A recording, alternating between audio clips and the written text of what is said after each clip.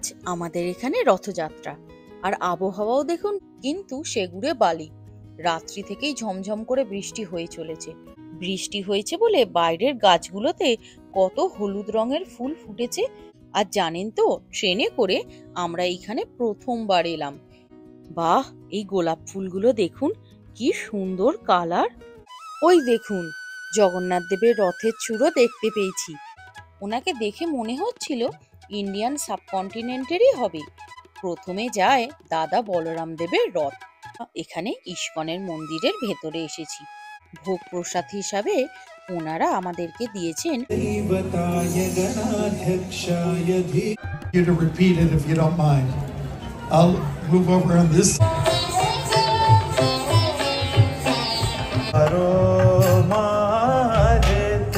Good morning বন্ধুরা, আমি Sanchita from Canada. আমার নতুন ব্লগে আপনাদেরকে স্বাগত জানাই। আশা করি প্রভু জগন্নাথ দেবের কৃপায় আপনারা সবাই খুব ভালো আছেন। আমরাও ভালো আছি।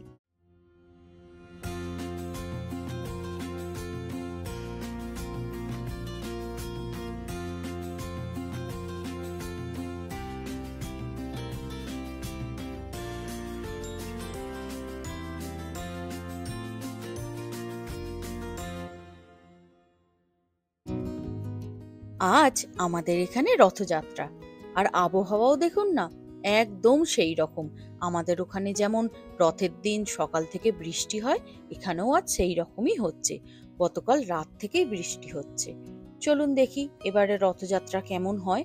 গত বছরও আমরা এখানে রথযাত্রা দেখতে গিয়েছিলাম, আর তার একটি ভিডিও আমি এই চ্যানেলে আগেই আপলোড করেছি।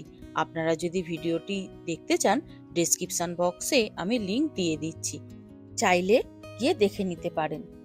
গতকাল রাত থেকে প্রচুর বৃষ্টি হয়েছে, আর বৃষ্টির জল পেয়ে গাছগুলো কেমন সবুজ হয়ে উঠেছে দেখুন। আমরা গতকাল থেকেই প্ল্যান করে রেখেছিলাম যে আজ সকালবেলা 8টার মধ্যেই বেরিয়ে পড়ব, আর তাহলে 9:30 থেকে 10টার মধ্যে পৌঁছেও যাব। কিন্তু সেগুড়ে বালি। রাত্রি থেকেই ঝমঝম করে বৃষ্টি হয়ে চলেছে। সকালবেলা ঘুম থেকে উঠে বুঝতেই পারছিলাম না যেতে পারবো কিনা।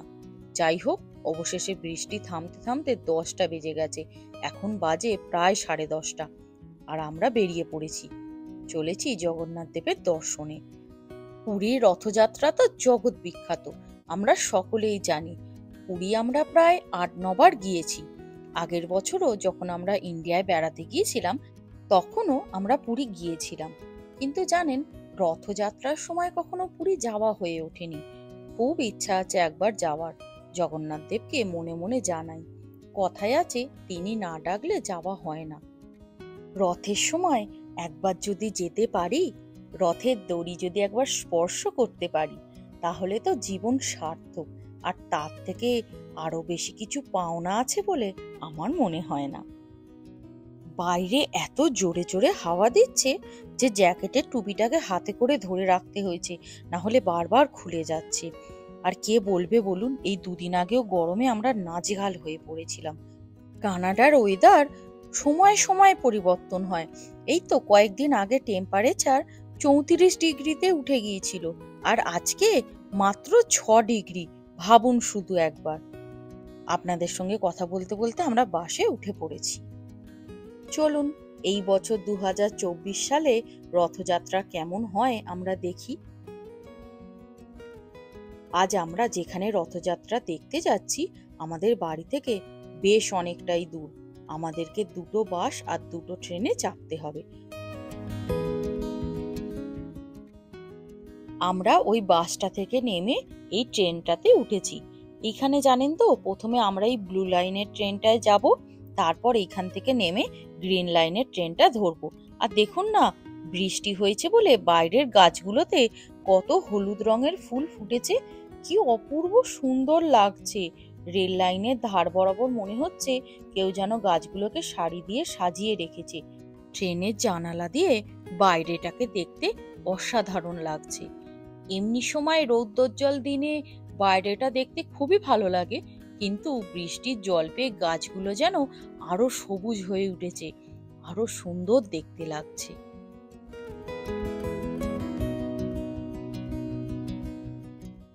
ব্লু লাইনের ট্রেনটা থেকে নেমে এইবার এই চলন্ত সিঁড়ি দিয়ে ওপরে উঠে গ্রিন লাইনের ট্রেনটা ধরতে হবে। এই রুটটা হলো শর্টকাট, না হলে বাইরে বেরিয়ে পুরো চার্চিল স্কোয়ারটাকে পায়ে হেঁটে গিয়ে গ্রিন লাইনের ট্রেনটা ধরতে হতো। যাই হোক, গ্রিন লাইনের ট্রেনটায় আমরা এবার উঠে পড়েছি। আর বাইরেটা দেখুন কি অপূর্ব সুন্দর দেখতে লাগছে।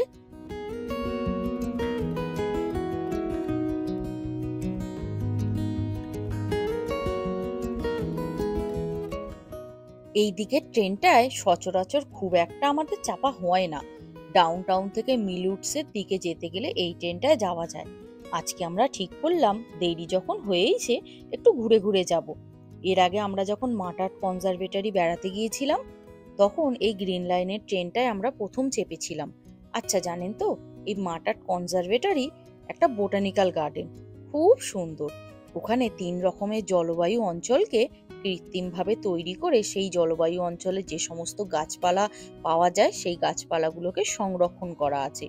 আর তা নিয়ে আমি এর আগে একটা ভিডিও বানিয়েছি। আপনারা যারা সেই ভিডিওটি দেখেননি, উপরের আই বাটনে আর ডেসক্রিপশন বক্সে আমি ভিডিওটির লিংক দিয়ে দেবো, আপনারা চাইলে গিয়ে দেখতে পারেন। আর ওই ভিডিওটি দেখলেই আপনারা বুঝতে পারবেন কত পরিশ্রম আর যত্ন করে বোটানিক্যাল গার্ডেনটাকে তৈরি করা হয়েছে।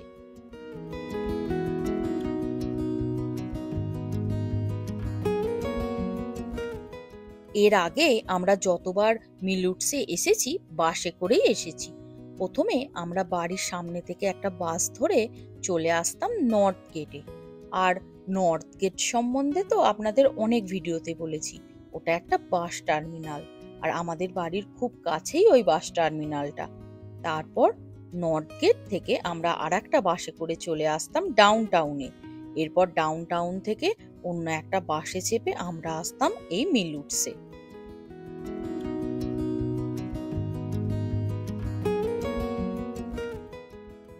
কিন্তু সেবারে মাটাট কনজারভেটরি বেড়াতে গিয়ে জানতে পারলাম এই গ্রিন লাইন ট্রেনের রুটটা সোজা মিলউডস অব্দি গেছে। আজকে তাই আমরা এই পথ ধরেই চলেছি। আর এই ট্রেনের রুটটার আর একটা বৈশিষ্ট্য হচ্ছে, এই ট্রেনটা তো চলেছে নিজের পথ ধরেই, কিন্তু তার ডান দিকের রাস্তা দিয়ে বাস গাড়িও চলেছে।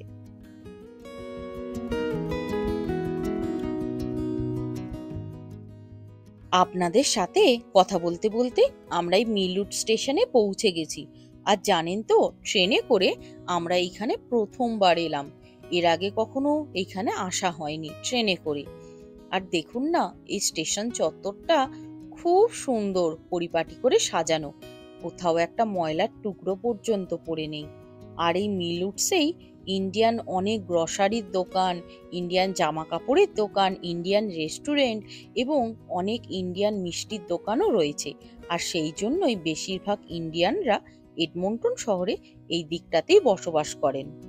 আর এই দিকটায় যেহেতু এবার প্রথমবার এলাম, তাই এবার গুগলে সার্চ করে দেখি যে এই স্টেশন থেকে মন্দির অবধি আমরা কিভাবে পৌঁছাবো। কারণ এর আগে তো বাসে করে এসেছি, তাই সেই রাস্তাটা আমাদের জানা, কিন্তু ট্রেনে করেই প্রথমবার এলাম, তাই এবার গুগলে সার্চ করে দেখতে হবে কিভাবে যাব। বাহ, এই গোলাপ ফুলগুলো দেখুন কি সুন্দর কালার। তারপর আমরা স্টেশন থেকে খানিকটা পথ এগিয়ে এসে একটা বাসে করে একদম মন্দিরের সামনে পৌঁছে গেছি। এই রাস্তা দিয়ে জগন্নাথ দেবের রথ যায় বলে হয়তো পুরো রাস্তাটায় দেখুন রাস্তার ধার বরাবর রং বেরঙের ফুলের গাছ দিয়ে সাজানো।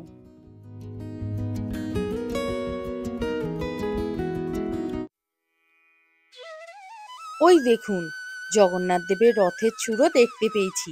প্রথমে তো ভাবছিলাম আজ তার রথযাত্রার দর্শন পাবো কিনা কি জানি, কিন্তু ওই যে বলে মনে যদি ইচ্ছা থাকে তাকে দর্শন করার, তিনি ঠিকই মনের ইচ্ছা পূর্ণ করেন।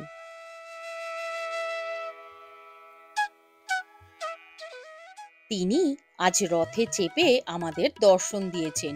আর দূর থেকে কি অসাধারণ লাগছে দেখুন রথটিকে দেখতে। আর জানেন তো, এখানে আসার সময় আমাদের সাথে একটা মজার ঘটনা ঘটেছে।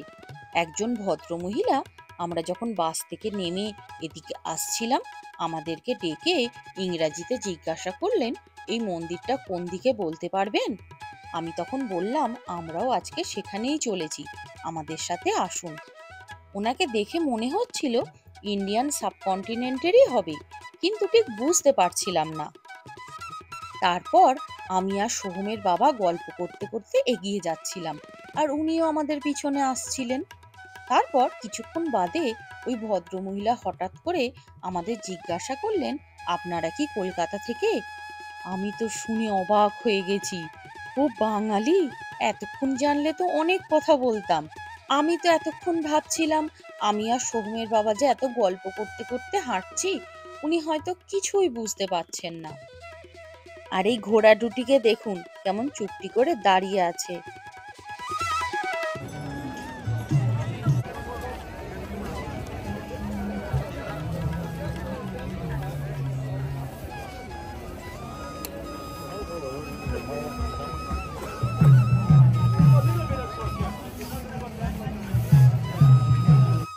আমিও একটা টপ করে রথের সাথে ফটো তুলে নিই। আপনারা তো সকলেই জানেন, পুরীতে যে রথযাত্রা হয় তাতে জগন্নাথ দেব, বলরাম দেব এবং সুভদ্রা দেবীকে আলাদা আলাদা রথে করে ঘোরানো হয়। জগন্নাথ দেবের রথের নাম নন্দীঘোষ, বলরাম দেবের রথের নাম তালধ্বজ এবং সুভদ্রা দেবীর রথের নাম দর্পদলন। প্রথমে যায় দাদা বলরাম দেবের রথ, তারপর যায় সুভদ্রা দেবীর রথ এবং একদম শেষে যায় জগন্নাথ দেবের রথ।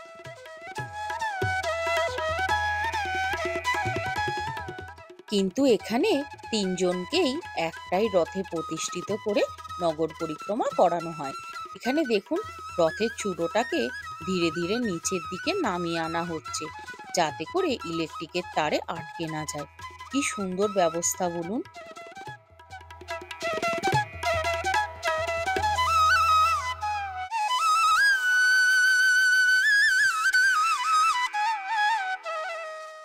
এইবার আমরা এখানে ইস্কনের মন্দিরের ভেতরে এসেছি, আর গর্ভগৃহে রাধা কৃষ্ণের মূর্তি যুগলটি দেখুন, দেখলেই মনটা শান্ত হয়ে যাবে। কত অপূর্ব সুন্দর! আপনাদেরকে একটু জুম করে দেখাই, দাঁড়ান। এখানে জানেন তো, প্রত্যেক রবিবার অন্নভোগ বিতরণ করা হয়, আর তার সাথে হরিনাম সংকীর্তন করা হয়। ভীষণ ভালো লাগে এখানে এসে, মনে হয় যেন বাড়ির কাছেই মায়াপুর বা নবদ্বীপে আমরা রয়েছি। আর পাশেই এই মন্দির প্রাঙ্গণে আজ বিনামূল্যে ভোগ প্রসাদ বিতরণ করা হচ্ছে।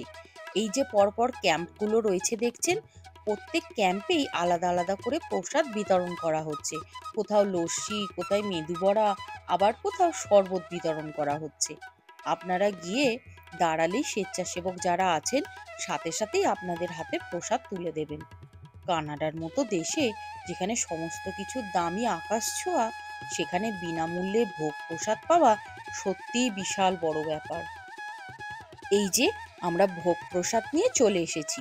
আচ্ছা, এখানে বলে রাখা ভালো, এখানে আলাদা আলাদা সংস্থা রয়েছে যারা লস্যি, শরবত, মেদু বড়া বিতরণ করছে, আর এই ভোগ প্রসাদ ইস্কন কর্তৃপক্ষ বিতরণ করছেন।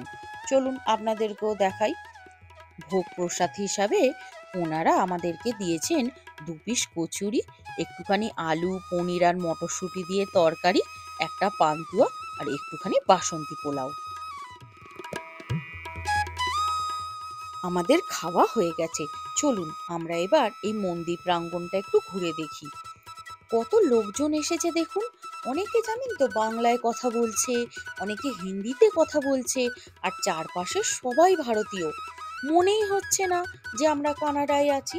হ্যাঁ, কিছু লোকাল ক্যানাডিয়ানও এসেছেন, কিন্তু বেশিরভাগ লোকজনই ভারতীয়। আর দেখছি জগন্নাথ দেব, বলরাম দেব এবং সুভদ্রা দেবী রথে করে নগর পরিক্রমা করে ওনার মন্দিরে আবার ফিরে এসেছেন। জানেন, আমরা যেখানে বসে খাচ্ছিলাম ওইখানে স্টেজ তৈরি করা আছে, আর ওখান থেকে এখন অ্যানাউন্স করছে যে নৃত্য প্রদর্শন হবে। চলুন তাড়াতাড়ি ওখানে গিয়ে একটা সিটে গিয়ে বসি। জানেন তো, এই একটু আগে আমি একবার ওয়াশরুমে গিয়েছিলাম, দেখলাম সেখানে বিশাল লাইন। তারপর আমিও দাঁড়িয়ে পড়লাম যথারীতি। হঠাৎ করে লক্ষ্য করলাম আমার পেছনে একজন ভদ্রমহিলা দাঁড়িয়ে আছেন। তিনি বাংলায় কথা বলছেন, কিন্তু বাংলাটা একটু আলাদা, বলার ধরনটা আর কি একটুখানি আলাদা। আমি তখন ওনাকে জিজ্ঞাসা করলাম, আপনি কি বাংলাদেশ থেকে এসেছেন? শুনে উনি বললেন, হ্যাঁ তো, তুমি তো কলকাতা থেকে, তাই না? তোমার কথা বলার ধরনটা দেখেই আমি বুঝতে পেরেছি তোমরা একটু আলাদাভাবে বলো। আমি সিলেট থেকে। তারপর তো আমরা বেশ খানিকক্ষণ গল্প করছিলাম দাঁড়িয়ে, আর এদিকে সোহমের বাবা তো ভেবেই অস্থির যে আমার এত দেরি হচ্ছে কেন। তারপর জানতে পারলাম ওনারা প্রায় 40 জন এসেছেন বাসে করে এই রথযাত্রায় অংশগ্রহণ করতে। ওনারা বর্তমানে সাসকাটুনে থাকেন। ইস্কন মন্দির কর্তৃপক্ষের সাথে ওনারা ট্যুরে বেরিয়েছেন, ওই 6-7 দিনের আর কি। এরা দেখছি একে একে স্টেজে উঠছে। চলুন এবার এদের নাচটা আমরা দেখে নিই। महाकाय सूर्यकोटि समप्रभा।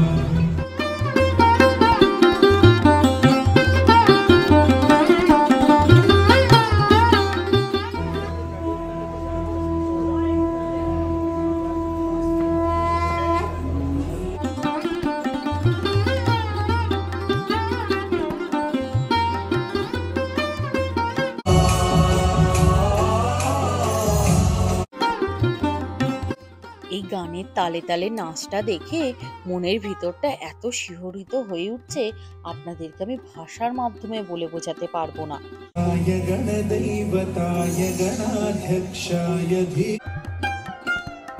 কিন্তু কপিরাইটসের সমস্যা না থাকলে পুরো গানটাই আমি আপনাদের সাথে শেয়ার করতে পারতাম। সত্যি কথা বলতে কি, এই ছোট ছোট মেয়েগুলো এত সুন্দর করে আমাদের সামনে নৃত্য প্রদর্শন করছে, আমার তো মনে হয় এর পেছনে এদের অনেক দিনের পরিশ্রম রয়েছে। আর বিদেশে থেকে ওয়েস্টার্ন কালচারে মানুষ হওয়া সত্ত্বেও দেশীয় সংস্কৃতিকে এত সুন্দর করে আমাদের সামনে উপস্থাপনা করছে, দেখেই মনটা ভরে উঠছে।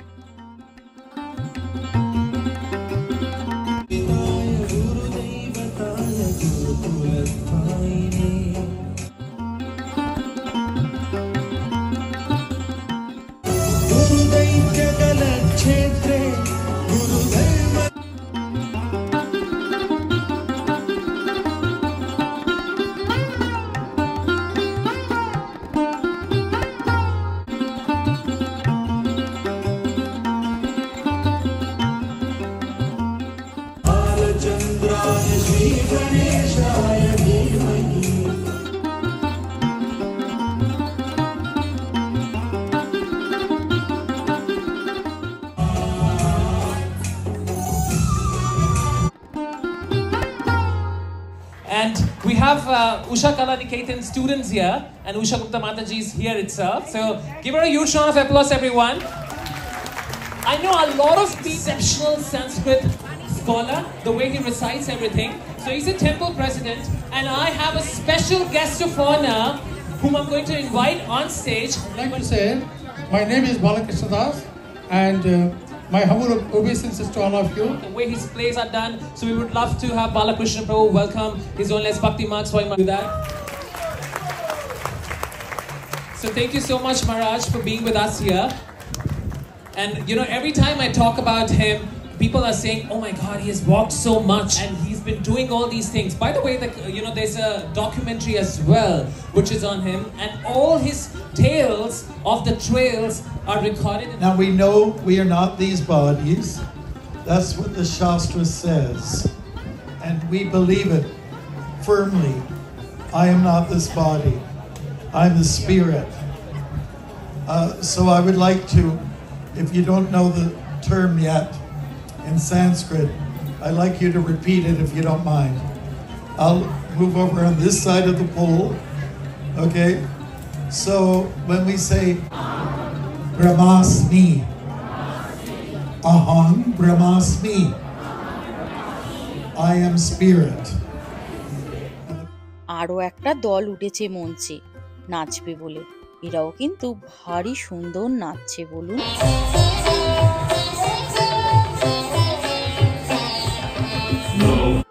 অনুষ্ঠানটা এত সুন্দর হচ্ছে যে এখান থেকে বাড়ি ফিরতে একদমই মন চাইছে না, কিন্তু বাড়ি ফিরতেই হবে।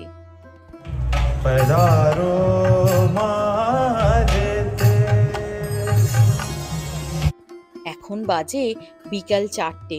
আবার ভেবেছি আজকে বাড়ি ফেরার পথে একবার বাংলাদেশি দোকানে যাব মুড়ি আনতে, আর ইচ্ছা আছে সঙ্গে যদি পটল পাই সেটাও নেব।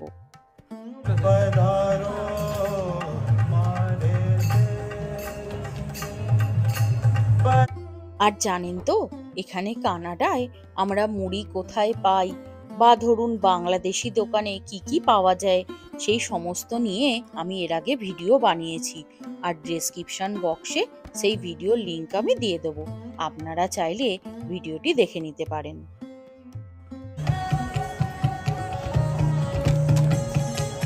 আর এরা এত সুন্দর করে নাচছে যেন বাড়ি যেতে মন চাইছেই না, আর মনে হচ্ছে আমরা যেন বাড়ির কাছেই আছি।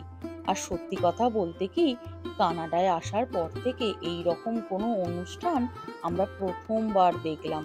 প্রত্যেক বছর আয়োজন হয় ঠিকই, কিন্তু কখনো দেখা হয়নি। এর আগের বছরও দেখেছিলাম স্টেজটা তৈরি করা আছে, কিন্তু জানতাম না কখন অনুষ্ঠানটা হবে, কটা থেকে হবে, এসব কিছুই জানা ছিল না। সেই জন্যই আমরা বাড়ি ফিরে গিয়েছিলাম।